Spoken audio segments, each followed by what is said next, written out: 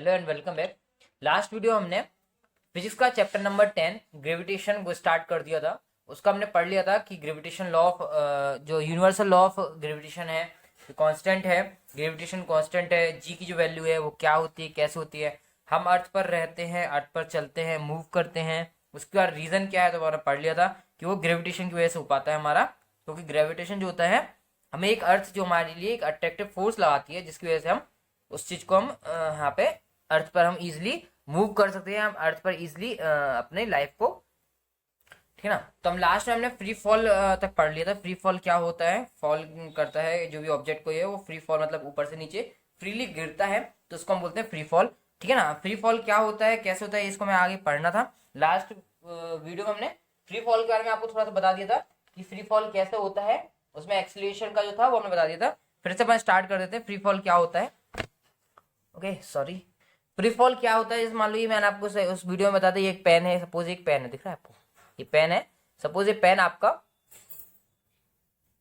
Suppose ये pen ऐसे गिर जाता है ना, ये इस तरह से गिरता है, अगर ये इस तरह से गिरता है तो फ्रीली फॉल करेगा ना, फ्रीली। ये क्या, अगर ऊपर जाया नीचे फ्रीली गिरा, इस पर कोई फोर्स नहीं लगा, हमने पहले इसको पकड़े हुए थे तब फोर्स था, बट उसको जब छोड़ दिया तो उस पर कोई फोर्स के थ्रू उसको नीचे नहीं गिराया गया, तो उसको बोलते हैं फ्री फॉल। मतलब कोई बॉडी है जो फ्रीली गिर रही है, फ्री अपने आप, अपने फोर्स, अपने वेट की वजह से, अपने मास की वजह से वो ऊपर से नीचे गिरती है, तो उसको बोलते हैं फ्री फॉल। क्या बोलते हैं उसको, फ्री फॉल। तो फ्री फॉल क्या होता है, जब कोई object, when an object falls down towards the earth, earth पर, अर्थ की अट्रैक्ट होती है, जैसे मान लो ये वो कोई ऑब्जेक्ट है, ये अर्थ की तरफ, अर्थ नीचे है अपना, अर्थ ये नीचे अपना दिख रहा है अपन को, अर्थ की तरफ गिरा, तो ये जब क्या होता है, जब फ्री फॉल ऑब्जेक्ट मतलब कोई भी ऑब्जेक्ट जब अर्थ की तरफ गिरता है ना। अगर आप इसको लिखना चाहें तो लिख सकते हैं आप, व्हेन एन ऑब्जेक्ट, मैं लिख देता हूं, when an object falls, object falls मतलब गिरना हुआ वाला, ठीक है, फॉल्स डाउन, फॉल्स डाउन मतलब नीचे की तरफ गिरता है,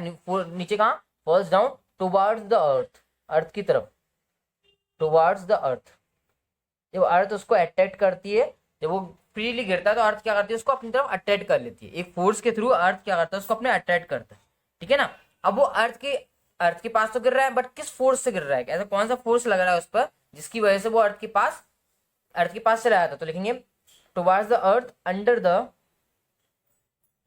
द ग्रेविटेशनल फोर्स। उससे कौन सा फोर्स लगता है, ग्रेविटेशनल फोर्स, एक फोर्स लगता है जिसको हम क्या बोलते हैं, ग्रेविटेशनल फोर्स। और ग्रेविटेशनल फोर्स क्या होता है ये हमने आपको कल पढ़ाया था, लास्ट वीडियो हमने इसको क्लियर कर दिया, डिस्कस कर चुके हैं हम, व्हाट इज ग्रेविटेशनल फोर्स, ठीक है। तो ग्रेविटेशनल फोर्स की वजह से ऑब्जेक्ट जो होता है ऊपर से फ्रीली फॉल करता है, नीचे करता है, ठीक है। जब भी कोई ऑब्जेक्ट है, सपोज ये मान लो जो पेन था, ये अगर जब नीचे गिरेगा तो उसमें क्या होगा, वेलोसिटी, इसकी वेलोसिटी में चेंजेस हुआ। अभी ये क्या था, इसकी वेलोसिटी 0 थी, अब ये गिरा तो उससे कुछ वेलोसिटी आ गई, तो दो वेलोसिटी होती है, इनिशियल एंड फाइनल। और हमें पता है एक्सीलरेशन क्या होता है, एक्सीलरेशन को कैसे डिफाइन करते हैं हम, एक्सीलरेशन मतलब होता है, इसमें आप डिफाइन कर रहा हूं मैं समझाने के लिए, एक्सीलरेशन को ए से रिप्रेजेंट करते हैं, वो होता है change in velocity upon time, means final velocity, v is final velocity है, u जो वो इनिशियल वेलोसिटी है, और अपॉन जो टाइम इसमें लगा हुआ, तो velocity, final velocity minus initial velocity upon time, ये होता है एक्सीलरेशन।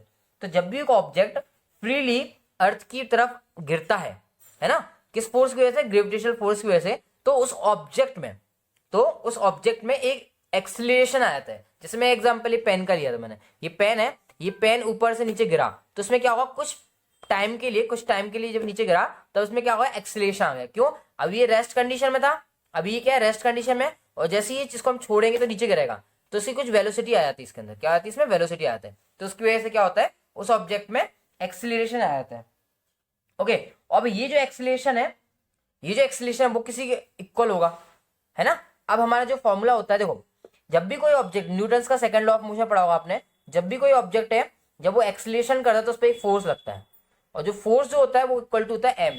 एम जो है ऑब्जेक्ट का मास है, ए जो है वो उसमें एक्सीलरेशन, जैसे ये पेन है तो पेन का मास है एम, और उसका जो एक्सीलरेशन वो क्या है, ए है, ठीक है, तो एफ इक्वल टू एम है। अब हमने बोला कि वो ग्रेविटेशनल फोर्स उसको अट्रैक्ट करता है, तो ग्रेविटेशनल फोर्स की बात करें तो वो gravitational force F equal to होगा एम जी। ग्रेविटेशनल फोर्स क्या होगा, F equal to M G. ये force F equal to M में था, और ये वाला जो फोर्स है वो इक्वल टू कितना है, एम जी, ठीक है ना, क्योंकि ग्रेविटेशनल फोर्स हो गया ना, अर्थ अट्रैक्ट करे तो एक्सीलरेशन सिंपल ए वाला नहीं आएगा, एक्सेलरेशन ड्यू टू ग्रेविटी। जी जो होता है, जी को हम क्या बोलते हैं, जी को हम बोला जाता है acceleration due to gravity. Acceleration है, ये भी एक्सेलरेशन याद रखना, जी भी क्या है, एक्सेलरेशन है, बट किस फोर्स की वजह से, due to gravity. Acceleration due to gravity, GRAVITY, acceleration due to gravity. Gravity की वजह से उसमें ऑब्जेक्ट में कुछ एक्सेलरेशन आ जाता है, ठीक है। और जो अपना ये वाला फोर्स है, कौन सा, ग्रेविटेशनल फोर्स है, जो mg था, वो क्या फोर्स क्या होता है, F equal to gravitational force लिख रहा हूं मैं यहाँ पे। ग्रेविटेशनल फोर्स जो होता है वो F होता है अपना GM अपॉन जो डिस्टेंस होगी इनके बीच में, अपन डिस्टेंस में डी ले रखा था, तो D square, GMM upon D square. यहाँ पे जो कैपिटल M है वो किसका मास है, मास ऑफ अर्थ है, मास ऑफ अर्थ, या इसको आप ME भी लिखते हो, चाहो तो यहाँ पे ME कर लेना अगर चाहो तो, नहीं तो कोई प्रॉब्लम नहीं। स्मॉल m जो है वो जिस ऑब्जेक्ट गिर रहा है, जैसे हमारी मैं आपको एग्जांपल दिया था पेन का, कि पेन गिर रहा है, इसमें वो उस ऑब्जेक्ट का मास होगा। स्मॉल m क्या हुआ, जो ऑब्जेक्ट गिरता है उस ऑब्जेक्ट का मास। ओके, d क्या है, d है distance between the object and the earth. d क्या है, डिस्टेंस। अभी मैं बताता, वो पेन हमने ऊपर लिया था, तो ऊपर जो पेन था उसका और distance between earth and the object, earth and object, object और अर्थ के बीच की जो डिस्टेंस है उसको हमने स्मॉल डी से रिप्रेजेंट किया है, बिटवीन अर्थ एंड ऑब्जेक्ट, ये हो गया। अब F इक्वल टू यहाँ पे हमारा mg आ रहा है, और यहाँ पे F जो फोर्स है वो equal to GMM upon D square आ रहा है। तो अल्टीमेटली हुआ क्या, ये दोनों फोर्स एक दूसरे इक्वल होंगे, देखो फोर्स सेम है। ये मैंने Newton second law of motion से लिखा था, इसकी जगह एक ही जगह मैंने जी कर दिया, क्योंकि वो एक्सेलरेशन ए वाला नहीं हो रहा है, जी वाला हो रहा है, एक्सेलरेशन ड्यू टू ग्रेविटी, इसलिए ये लिखा था। अब ये दोनों फोर्स सेम है, इट मींस ये दोनों वैल्यू भी क्या होंगे, एक दूसरे के सेम होंगी। ये लास्ट वीडियो में बता चुके थे आई थिंक मेरे ख्याल से, है ना। और mg equal to GMM upon d square हो जाएगा, तो अपन लिख देते हैं इसको फ्रॉम इक्वेशन, इसको इक्वेशन 1 डाल लेना, इसको इक्वेशन नंबर 2 डाल लेंगे हम, और फिर हम लिख देंगे फ्रॉम इक्वेशन 1 एंड इक्वेशन 2। तो लिखा हमने from equation 1 and 2, from equation 1 and 2।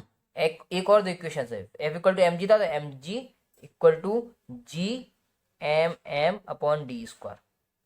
Okay, ये दोनों इक्वेशन mg और यहाँ पे जो वैल्यू थी उस दोनों को हमने क्या कर दिया, एक दूसरे इक्वल कर दिया। आपको दिख रहा है ये स्मॉल m है और ये भी स्मॉल, एक दूसरे से कट जाएगा, कैंसिल हो जाएगा, तो स्मॉल g, यहाँ पे जो स्मॉल g है, देखिए ध्यान रखना, ये small g acceleration due to gravity है, और ये कैपिटल G जो है यूनिवर्सल कांस्टेंट है, ग्रेविटेशनल कांस्टेंट है, मैं बताता लास्ट वीडियो में आपको। तो ये g हो जाएगा, ये यहाँ पे m मास ऑफ अर्थ बचा, अपन यहाँ पे क्या बचा, डी स्क्वायर बचा, ये बचा हमारा ग्रेविटी का फॉर्मूला। तो ग्रेविटी का हमारे पास फॉर्मूला आ गया GM upon D square, GM upon D square. D क्या है, ऑब्जेक्ट और अर्थ के बीच की डिस्टेंस, ऑब्जेक्ट और अर्थ के बीच की डिस्टेंस। अब सपोज करो कि ऑब्जेक्ट जो अर्थ पर है, अर्थ से उसकी कोई हाइट नहीं है, अर्थ पर ही रखा हुआ है। If object lie on surface of earth, वो अर्थ की सरफेस पे है, सपोज मान लो जो ऑब्जेक्ट है वो कहां पर है, lie on surface of earth. अब जब अर्थ की सरफेस पर होगा तो उसके बीच में कोई डिस्टेंस तो मैटर होगा नहीं, डी तो होगा नहीं इसमें, तो डी को हम आर मान लेते हैं। आर क्या होता है, आर मतलब होता है, ये जो कैपिटल आर है वो है रेडियस ऑफ अर्थ, मतलब हमने मान लिया कि वो अर्थ की रेडियस के इक्वल है, डिस्टेंस पर है, अर्थ की रेडियस के इक्वल डिस्टेंस पर है, बिकॉज जो ऑब्जेक्ट है वो कहां पर है, आपका अर्थ की सरफेस पर, तो अर्थ की जो रेडियस है वही उसकी डिस्टेंस होगी। तो हम यहाँ पर डी जहां पर था, डी की इक्वल टू आर आ गया है, तो डी की जगह हम क्या रखेंगे, जी आर रख देंगे, जहां पर भी डी आया है वहां पर हम क्या रख देंगे, कैपिटल आर रख देंगे। कैपिटल आर क्या है, रेडियस ऑफ अर्थ, कितनी होती है मैं भी आपको बता दूंगा। तो स्मॉल जी इक्वल टू कितना आ गया हमारा final answer, small g equal to GM upon r square, ये आ गया। स्मॉल जी का जो फॉर्मूला आया वो क्या है हमारा, जी मीन्स यूनिवर्सल कांस्टेंट है अपना, ग्रेविटेशनल यूनिवर्सल कांस्टेंट है, ये m है ना, क्लियर दिख रहा होगा आपको, देख लेना m है, m means mass of earth है, और r मीन्स जो है रेडियस ऑफ अर्थ है, ठीक है। रेडियस ऑफ अर्थ, अर्थ की रेडियस कितनी होती है वो यहाँ पे लिख देता हूँ। अर्थ की रेडियस अगर हम बात करते हैं तो वो 6400 किलोमीटर होती है। अगर हम किलोमीटर में बात करते हैं तो r मीन्स जो रेडियस ऑफ अर्थ है वो 6400 किलोमीटर होती है। कितना होता है, 6400 किलोमीटर होता है, ठीक है। अब ये होता है, अब हम कैलकुलेट करते हैं जी को, जी की जो वैल्यू है यहाँ पे, जो जी की वैल्यू आ रही है वो कितनी होती है, एक्चुअल में 9.8 होती है, बट 9.8 कैसे आती है वो अपन इसको कैलकुलेट कर लेते हैं, ठीक है। तो अपन करते हैं कैलकुलेशन ऑफ स्मॉल जी, तो करते हैं calculation of small G, heading डाला अपन ने calculation of small G. Small G को क्या बोलते हैं? स्मॉल जी को बोलते हैं acceleration due to gravity. Small G का क्या नाम है? Acceleration due to gravity. Earth की जो एक ग्रेविटी है, अर्थ क्या होता है, हर एक ऑब्जेक्ट पर एक फोर्स लगाता है जिसको हम बोलते हैं ग्रेविटी। अर्थ क्या करता है? हर एक ऑब्जेक्ट पर एक फोर्स लगाता है, उसको बोलते हैं ग्रेविटी। उस फोर्स की वजह से ही कोई भी ऑब्जेक्ट को अगर हम ऊपर फेंकते हैं तो वो नीचे आ जाती है। ऐसा नहीं होता है कि कोई ऑब्जेक्ट को फेंका तो वो ऊपर ही चला जाए, ऐसा नहीं होता है। कोई भी हैवी ऑब्जेक्ट हो या कोई भी हल्का लाइटर ऑब्जेक्ट हो, कोई भी ऑब्जेक्ट को आप ऊपर से नीचे, नीचे से ऊपर फेंकोगे तो एक हाइट तक जाएगा, बट उसके बाद वो नीचे आ जाएगा। अगर आप बहुत स्पीड से फेंकोगे तो वो थोड़ा और ऊपर चला जाएगा, फिर नीचे आ जाएगा। अल्टीमेटली वो नीचे आएगा ही आएगा, मीन्स अर्थ पर आएगा ही आएगा। तो किस वजह से आता है? वो ग्रेविटी की वजह से आता है। ग्रेविटी मीन्स एक फोर्स है जो हर एक ऑब्जेक्ट को अपनी तरफ अट्रैक्ट करता है। तो ये जो जी है वो उस फोर्स की वजह से ऑब्जेक्ट में जो एक्सीलरेशन प्रोड्यूस होता है, एक्सीलरेशन मतलब चेंज इन वेलोसिटी जो होता है, उसका हम बोलते हैं स्मॉल जी। अब इसकी वैल्यू हम कैलकुलेट कैसे करेंगे? तो हमें पता है, अगर एग्जाम में आए कैलकुलेट करने के लिए तो सबसे पहले आप फॉर्मूला लिखना, तो लिख देना वी नो दैट या एज वी नो स्मॉल जी कितना होता है। स्मॉल जी का फॉर्मूला पढ़ा है अपन ने, कैपिटल जी अलग होता है, ये कांस्टेंट होता है, ये मास ऑफ अर्थ होता है, ये उसकी रेडियस स्क्वायर होती है, अर्थ की रेडियस का स्क्वायर होता है। अब इन तीनों की वैल्यू हमको पुट करना है, तो स्मॉल जी इक्वल टू जी जो यूनिवर्सल कांस्टेंट है इसकी पहले वैल्यू लिख लेते हैं ना। तो पहले कैपिटल जी की जो वैल्यू होती है वो होता है 6.67 इंटू 10⁻⁻11 -11 और यूनिट में निकालेंगे हम। तो इसकी यूनिट जो होती है N means Newton, Newton force की यूनिट है, तो न्यूटन मीटर स्क्वायर, मीटर जो होती है लेंथ की होती है, तो metre square upon kilogram square, kilogram जो होती है मास की यूनिट होती है। तो न्यूटन फोर्स की यूनिट थी, Newton metre square kilogram upon में किलोग्राम स्क्वायर, ये इस कैपिटल जी की यूनिट है। अब आता है मास, मास मतलब किलोग्राम, मतलब अर्थ का मास लेना है। तो जो अर्थ का मास होता है वो बहुत ज्यादा होता है, वो कितना होता है 6 इंटू 10⁻24 किलोग्राम। अर्थ का मास कितना है 6 इंटू 10⁻24 किलोग्राम। याद रखना किलोग्राम में 10⁻24 मीन 10⁻24 मतलब 24 टाइम्स 0 और उसके आगे 6 काउंट करके देख लेना कितना होता है, फिर बताना। अब जो अर्थ का रेडियस है, आर क्या है? Radius of earth. आर क्या है? Radius of earth. वो होती है अपनी, मैंने लिखवाया था आपको 6400 किलोमीटर, तो हम इसको लिख रहा है 6.4 इंटू 10⁻6 मीटर। हम उसको मीटर में चेंज कर दिया हमने। क्यों चेंज कर दिया है? बिकॉज जो मीटर है वो ऐसा यूनिट है, किलोमीटर ऐसा यूनिट नहीं है, किलोमीटर ऐसा यूनिट नहीं है, इसलिए हमने उसको चेंज कर दिया। और यहाँ पे किलोग्राम मास की ऐसा यूनिट है, इसलिए हमने उसको यूज किया। ठीक है, तो हम इसको वैल्यू पुट करेंगे जी वाले इस फॉर्मूले में और वैल्यू निकालेंगे। तो स्मॉल जी इक्वल टू जी की वैल्यू तो यह आया अपना 6.67 इंटू 10⁻11। अभी यूनिट नहीं रखना, बाद में यूनिट रखेंगे। इंटू में m upon r square, m की वैल्यू ये दे रखी थी, तो 6 इंटू 10⁻24 होल अपॉन में आर स्क्वायर, आर की वैल्यू ये हमारे पास 6.4 इंटू 10⁻6, तो हम इसका स्क्वायर करेंगे। सो 6.4 इंटू 10⁻6 का होल स्क्वायर, ये हो गया अपना। ठीक है, होल स्क्वायर। इसका यूनिट वगैरह जो है हम बाद में कैलकुलेट कर लेंगे, बिकॉज हमें पता है जी जो है एक्सीलरेशन है, तो एक्सीलरेशन की यूनिट हमको पता है मीटर पर सेकंड स्क्वायर होती है। ठीक है ना, एक्सीलरेशन की यूनिट जो होती है मीटर पर सेकंड स्क्वायर होती है। तो स्मॉल जी इक्वल टू, इसको हम करते हैं कैलकुलेट, तो 10 की पावर एक साइड कर देंगे और मल्टीप्लाई कर देंगे। तो 6.67 का 6 से मल्टीप्लाई हो रहा है, तो उसको हम कैलकुलेट मल्टीप्लाई कर लेते हैं। 6 7 से 42, 2 आ जाएगा, 4 आ जाएगा, 6 से 36 और 4 जो होता है वो कितना आ जाएगा 40, 36 और 4 हो जाएगा 40, 0 पावर में आया 4, 6 से 36 और 4 40, तो ये दो डेसिमल थे इसलिए 40.02 इंटू 10 पावर। देखो -11 है, ये प्लस में 24 है, ये माइनस में 11 है और ये प्लस में 24 है। 24 में से हम 11 को माइनस करेंगे तो कितना आ जाएगा अपना 13, तो प्लस में 13 आ गया अपॉन में 6.4 का हमें स्क्वायर करना है और 10⁻6 का स्क्वायर करना है। तो 10⁻6 का स्क्वायर करते हैं तो वो 10⁻12 हो जाता है। 10⁻6 का जब हम स्क्वायर करते हैं तो वो 10⁻12 हो जाएगा। ठीक है, और जब हम इसका स्क्वायर करके इसको डिवाइड करेंगे, आप कैलकुलेट करना घर पे, 40.02 को अपन को डिवाइड किससे करना है 6.4 का होल स्क्वायर से। तो 6.4 का होल स्क्वायर कितना होता है वो अपन को देखना पड़ेगा, और ऊपर अपन को वैल्यू सेम रखनी है, तो ऊपर अपन सेम वैल्यू रखेंगे। ठीक है ना, तो ये कितना था 40.02, तो 40.02 इंटू 10⁻30 था, तो 13 अपॉन में 6.4 का अपन मल्टीप्लाई करेंगे, स्क्वायर करेंगे, तो वो आ जाएगा 40.96 और इंटू पावर 10 की पावर 12। ओके, अब हमें क्या करना है, 40.02 को 40.96 से मल्टीप्लाई करना है, सॉरी डिवाइड करना है। किसको किससे डिवाइड करना है, 40.02 को डिवाइड करना है 40.96 से, 40.96 से, तो वो समथिंग ये आएगा आपका 0.977 ऐसा समथिंग वैल्यू आएगी। इसको से डिवाइड करेंगे इनटू ये वाली पावर हम ऊपर ले आते हैं, तो पावर ऊपर ले आते हैं तो पावर हो जाती है माइनस, पावर क्या में आती है माइनस, तो पहले 10 की पावर 13 था पावर यहाँ पे, अब ये पावर ऊपर गई तो क्या हो गई माइनस हो गया, तो माइनस होने से कितना होगा माइनस का 12 हो जाएगा, पावर माइनस की हो गई। ओके, तो जी इक्वल टू तो ये इसको 0.98 लिख सकते हैं हम, इसको 977 है राउंड फिगर अगर हम लेते हैं तो 97 को हम क्या कर सकते हैं 98 लिख सकते हैं, इसको 8 कर सकते हैं, इस वाला नंबर 7 से बड़ा इसलिए 98 कर दिया, इंटू 10 की पावर कितना आया 13 में से 12 जाएगा तो 1 आएगा, तो 10 की पावर 1 आएगा। अब 10 की पावर 1 का मतलब 10 का जब हम 0.98 से मल्टीप्लाई करेंगे तो जी इक्वल टू जाएगा हमारा फाइनल आंसर वो इस टाइप का आएगा 9.8, और हमको पता है इसकी यूनिट जो होगी, बिकॉज ये एक्सीलरेशन है तो एक्सीलरेशन की यूनिट जो होती है मीटर पर सेकंड स्क्वायर होती है, इसलिए स्मॉल जी की जो वैल्यू आएगी वो 9.8 मीटर पर सेकंड स्क्वायर आएगा। ओके, ये हमारा हो गया 9.8 मीटर पर सेकंड स्क्वायर। ये हमारी स्मॉल जी की हमने वैल्यू फाइंड कर ली कि स्मॉल जी की जो वैल्यू होती है वो कितनी होती है 9.8 मीटर पर सेकंड स्क्वायर। ठीक है, ये हो गया। अब ये स्मॉल जी है, स्मॉल जी जो है वो कैसे वेरी करता है, मतलब किन चीजों पर डिपेंड करता है और किन चीजों पर डिपेंड नहीं करता है, वो अपन को देखना है ना। डिपेंडेंस ऑफ जी, जो जी है वो किन किन ऑब्जेक्ट से किन किन चीजों पर डिपेंड करता है वो हमको देखना है। ठीक है, तो अपन निकाल लेंगे, अब अगली हेडिंग लिखेंगे डिपेंडेंस ऑफ जी, मतलब जी किन किन चीज पर डिपेंड करता है। ये तो अपने जी की कैलकुलेशन निकाल ली, देख लेना, अगर नहीं समझ में आता तो फिर से कर लेंगे। डिपेंडेंस ऑन ऑफ जी, मतलब जी जो है किन किन चीज पर डिपेंड करता है, डिपेंडेंस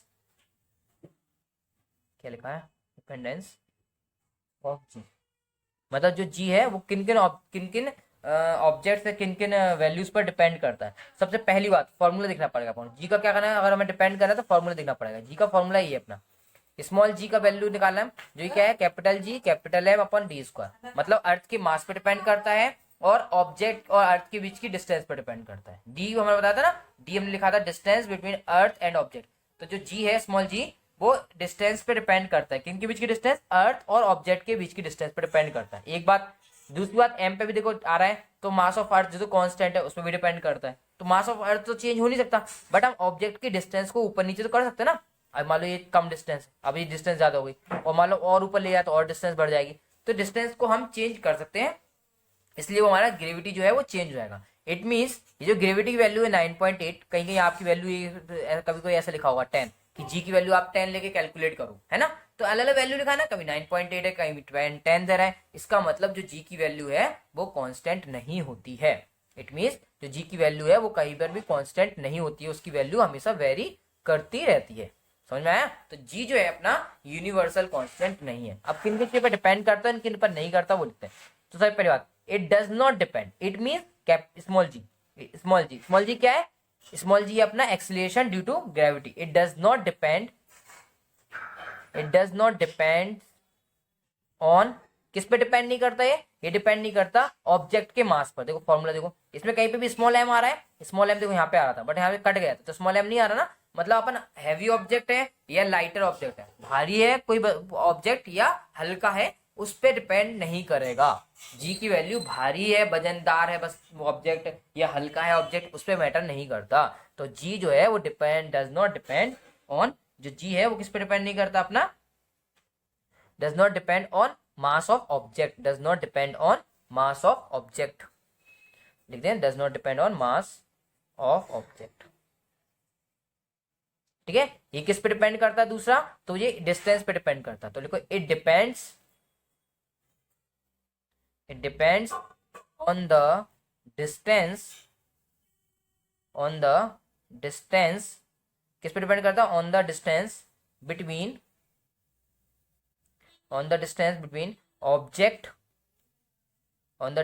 ऑब्जेक्ट एंड अर्थ और ऑब्जेक्ट के बीच में जो डिस्टेंस है वो कितनी है, कहां तक है, उस पर डिपेंड करेगा।